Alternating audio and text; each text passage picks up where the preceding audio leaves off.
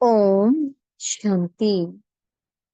आज 30 सितंबर 2024 के साकार मधुर महावाक्य हैं मधुबन से। मीठे बाप दादाजी ने कहा, मीठे बच्चे, अपनी बैटरी चार्ज करने का ख्याल करो। अपना टाइम पर चिंतन में वेस्ट मत करो। अपना घोट तो नशा चढ़े। प्रश्न है, ज्ञान 1 सेकंड का होते हुए भी बाप को इतना डिटेल से समझाने व इतना समय देने की आवश्यकता क्यों है? उत्तर है, क्योंकि ज्ञान देने के बाद बच्चों में सुधार हुआ या नहीं, ये भी बाप देखते हैं और फिर सुधारने के लिए ज्ञान देते ही रहते हैं। सारे बीज और झाड़ का ज्ञान देते हैं, जिस कारण उन्हें ज्ञान सागर कहा जाता है।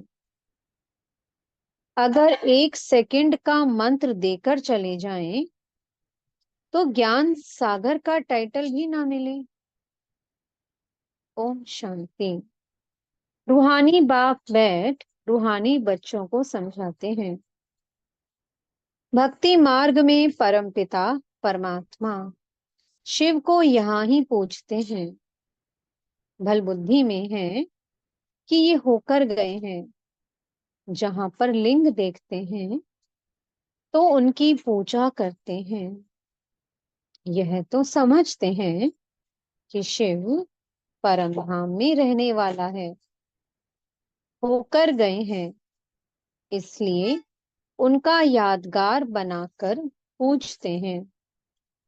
जिस समय याद किया जाता है तो बुद्धि में जरूर आता है कि निराकार है, जो परम धाम में रहने वाला है। उनको शिव कह पूछते हैं।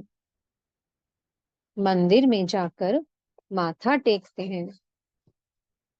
उन पर दूध, फल, जल आदि चढ़ाते हैं। परंतु वह तो जड़ है, जड़ की भक्ति ही करते हैं। अभी तुम जानते हो, वो है चैतन्य। उनका निवास स्थान परम धाम है। वह लोग जब पूजा करते हैं तो बुद्धि में रहता है कि परम धाम निवासी है, होकर गए हैं। तब ये चित्र बनाए गए हैं जिसकी पूजा की जाती है। वह चित्र कोई शिव नहीं है, उनकी प्रतिमा है। वैसे ही देवताओं को भी पूजते हैं। जड़ चित्र है, चैतन्य नहीं है। परंतु वह चैतन्य जो थे वो कहाँ गए, ये नहीं समझते। जरूर पुनर्जन्म ले नीचे आए होंगे। अभी तुम बच्चों को ज्ञान मिल रहा है। समझते हो, जो भी पूज्य देवता थे वह पुनर्जन्म लेते आए हैं। आत्मा वही है, आत्मा का नाम नहीं बदलता, बाकी शरीर का नाम बदलता है। वह आत्मा कोई ना कोई शरीर में है। पुनर्जन्म तो लेना ही है। तुम पूछते हो उनको, जो पहले पहले शरीर वाले थे, यानी कि सतयुगी लक्ष्मी नारायण को पूछते हो। इस समय तुम्हारा ख्याल चलता है। जो नॉलेज बाप देते हैं, तुम समझते हो, जिस चित्र की पूजा करते हैं वह पहले नंबर वाला है। ये लक्ष्मी नारायण चैतन्य थे। यहाँ ही भारत में थे, अभी नहीं है। मनुष्य ये नहीं समझते कि वह पुनर्जन्म लेते लेते, भिन्न नाम रूप लेते 84 जन्मों का पाठ बजाते रहते हैं। ये किसके ख्याल में भी नहीं आता है। सतयुग में थे तो जरूर, परंतु अब नहीं है। ये भी किसको समझ नहीं आती है। अभी तुम जानते हो, ड्रामा के प्लान अनुसार फिर चैतन्य में आएंगे जरूर। मनुष्यों की बुद्धि में ये ख्याल ही नहीं आता। बाकी इतना जरूर समझते हैं कि ये थे, अब इनके जड़ चित्र हैं। परंतु वह चैतन्य कहाँ चले गए, ये किसकी बुद्धि में नहीं आता है। मनुष्य तो 84 लाख पुनर्जन्म कह देते हैं। ये भी तुम बच्चों को मालूम पड़ा है कि 84 जन्म ही लेते हैं, ना कि 84 लाख। अब रामचंद्र की पूजा करते हैं, तुमको ये भी नहीं पता कि राम कहाँ गया। तुम जानते हो कि श्री राम की आत्मा तो जरूर पुनर्जन्म लेती रहती होगी, यहाँ इम्तिहान में नापास होती है, परंतु कोई ना कोई रूप में होगी तो जरूर ना। यहाँ ही पुरुषार्थ करते रहते हैं। इतना नाम बाला है राम का, तो जरूर आएंगे। उनको नॉलेज लेनी पड़ेगी। अभी कुछ मालूम नहीं पड़ता है तो उस बात को छोड़ देना पड़ता है। इन बातों में जाने से भी टाइम वेस्ट होता है। इससे तो क्यों ना अपना टाइम सफल करें, अपनी उन्नति के लिए बैटरी चार्ज करें। दूसरी बातों का चिंतन तो पर चिंतन हो गया। अभी तो अपना चिंतन करना है।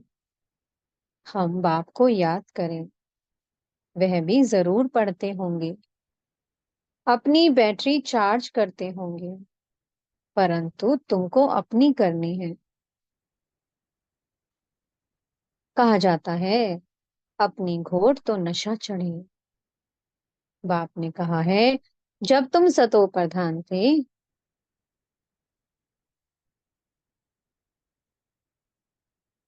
तो तुम्हारा बहुत उच्च पद था। अब फिर पुरुषार्थ करो, मुझे याद करो, तो विकर्म विनाश हो। मंजिल है ना, ये चिंतन करते करते सतो प्रधान बनेंगे। नारायण का ही सिमरन करने से हम नारायण बनेंगे। अंत काल में जो नारायण सिमरे। तुमको बाप को याद करना है, जिससे पाप कटे, फिर नारायण बने। ये नर से नारायण बनने की हाईएस्ट युक्ति है। एक नारायण तो नहीं बनेंगे ना, ये तो सारी डिनाइस्टी बनती है। बाप हाईएस्ट पुरुषार्थ कराएंगे। ये है ही राजयोग की नॉलेज। सो भी पूरे विश्व का मालिक बनना है।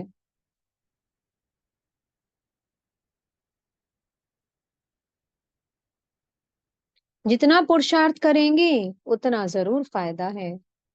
एक तो अपने को आत्मा जरूर निश्चय करो। कोई कोई लिखते भी ऐसे हैं, फलानी आत्मा आपको याद करती है। आत्मा शरीर के द्वारा लिखती है। आत्मा का कनेक्शन है शिव बाबा के साथ।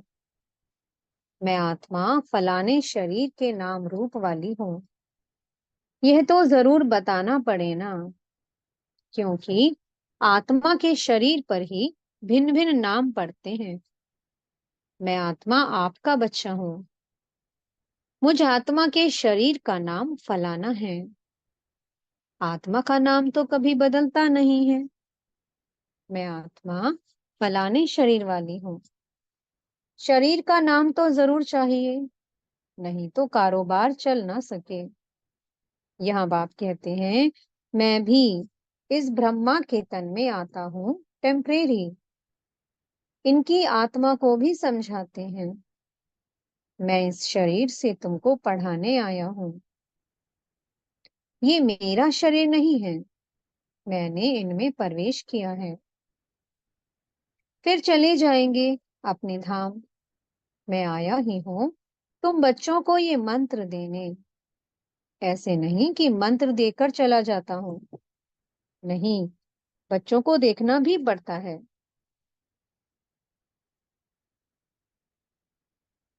कि कहाँ तक सुधार हुआ है, फिर सुधारने की शिक्षा देते रहते हैं। सेकंड का ज्ञान देकर चले जाएं, तो फिर ज्ञान का सागर भी ना कहा जाए। कितना समय हुआ है, तुमको समझाते ही रहते हैं।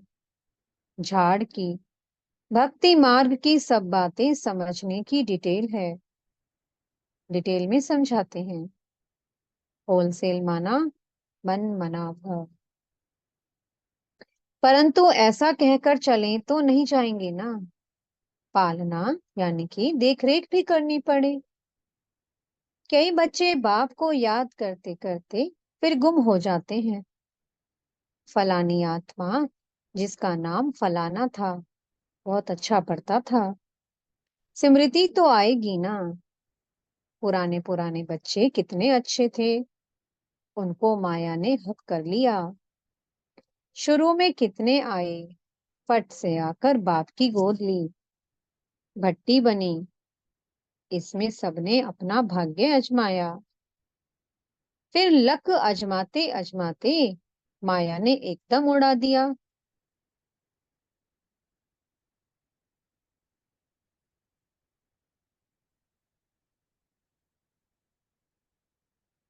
ठहर ना सके। फिर 5,000 वर्ष के बाद भी ऐसे ही होगा।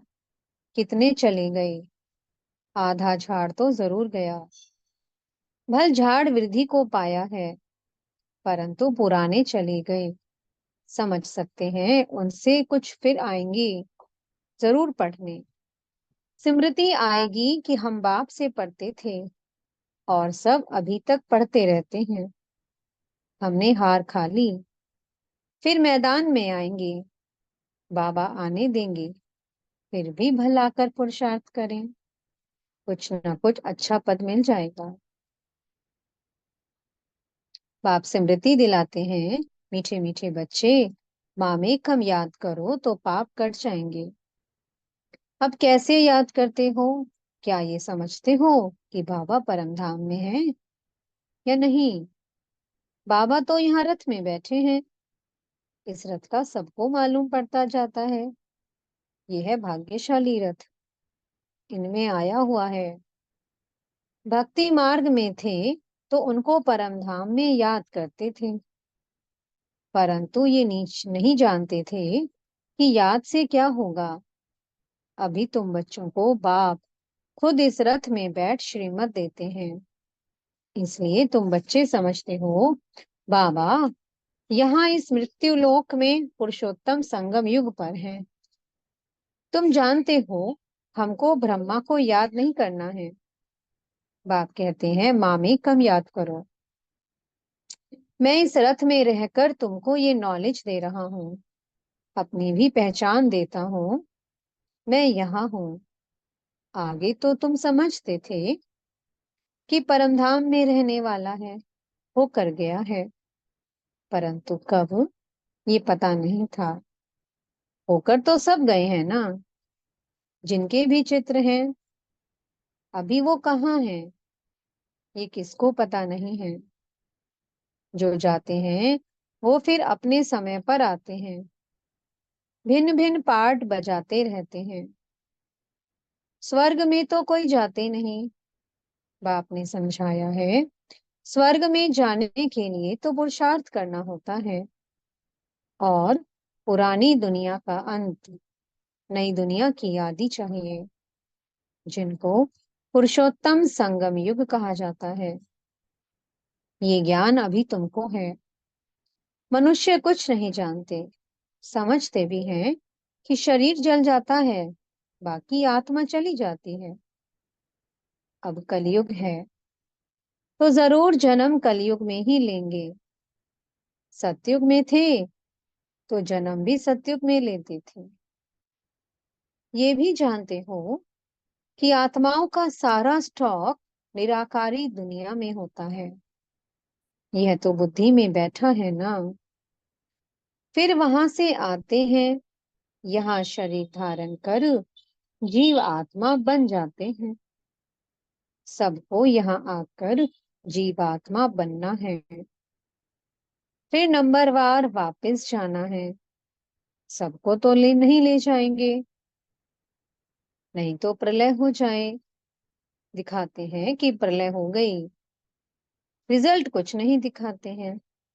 तुम तो जानते हो, ये दुनिया कभी खाली नहीं हो सकती है। गायन है, राम गयो रावण गयो।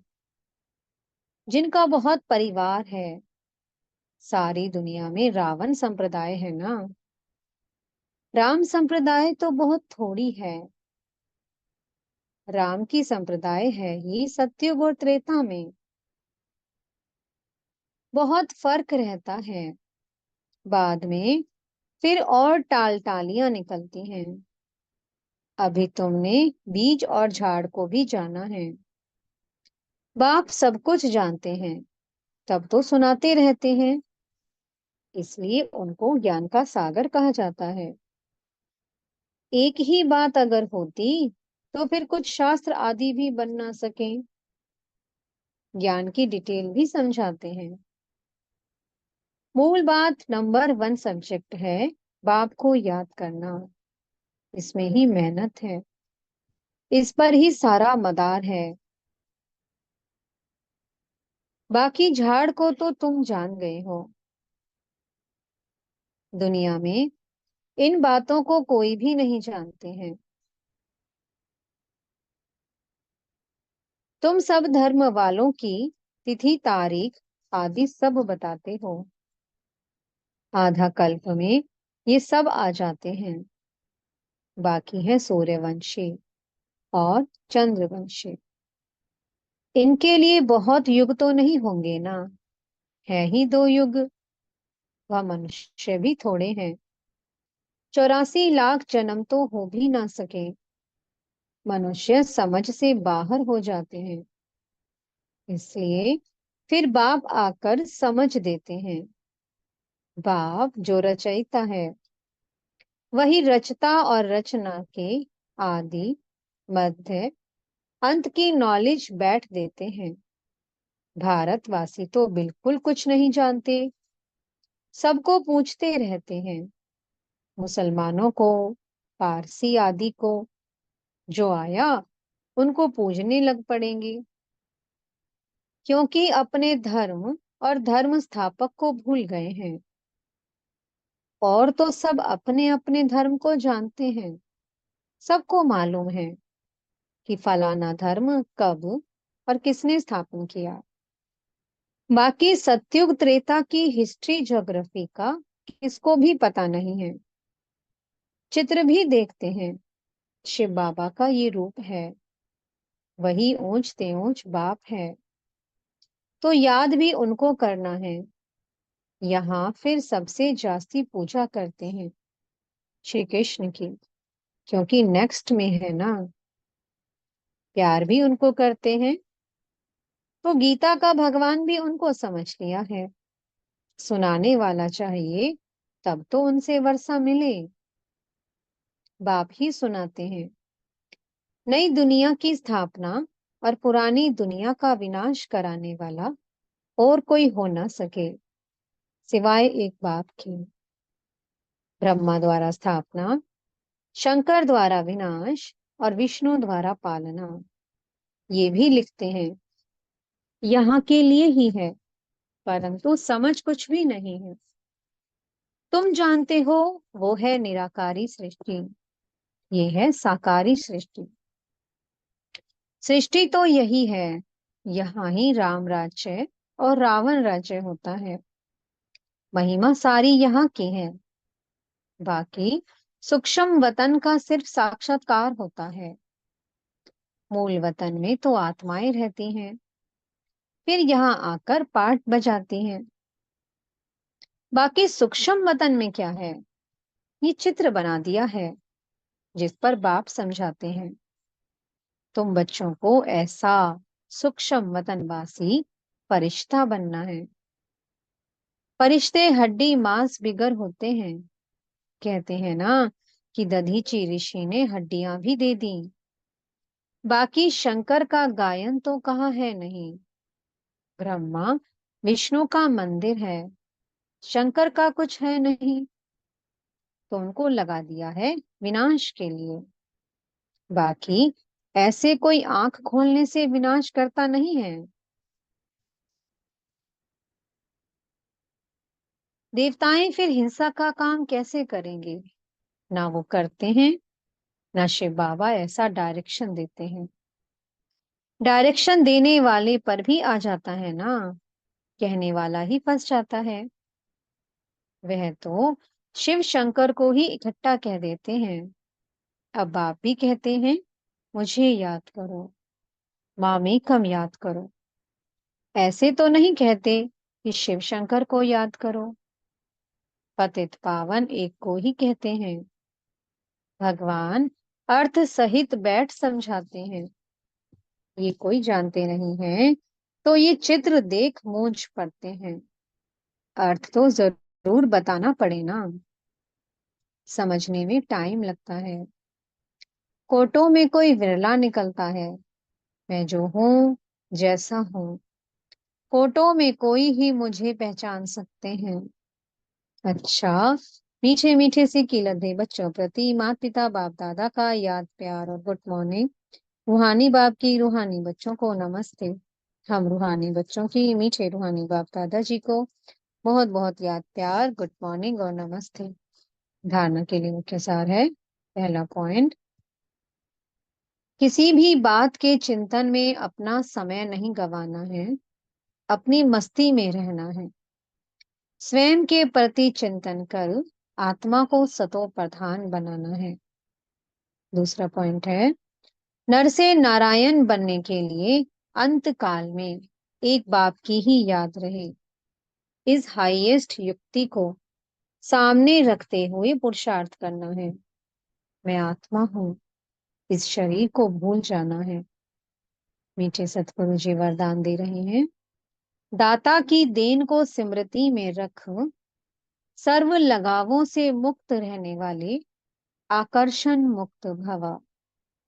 कई बच्चे कहते हैं कि इनसे मेरा कोई लगाव नहीं है, परंतु इनका ये गुण बहुत अच्छा है, या इनमें सेवा की विशेषता बहुत है। लेकिन किसी व्यक्ति या वैभव की तरफ बार बार संकल्प जाना भी आकर्षण है। किसी की भी विशेषता को देखते, गुणों को व सेवा को देखते दाता को नहीं भूलो। ये दाता की देन है। ये स्मृति लगावों से मुक्त, आकर्षण मुक्त बना देंगी। किसी पर भी प्रभावित नहीं होंगे। स्लोगन है, ऐसे रूहानी सोशल वर्कर बनो जो भटकती हुई आत्मा को ठिकाना दे दो, भगवान से मिला दो। ओम शांति। बहुत बहुत शुक्रिया प्यारे प्यारे हमारे मीठे मीठे बाप दादा जी का। ओम शांति।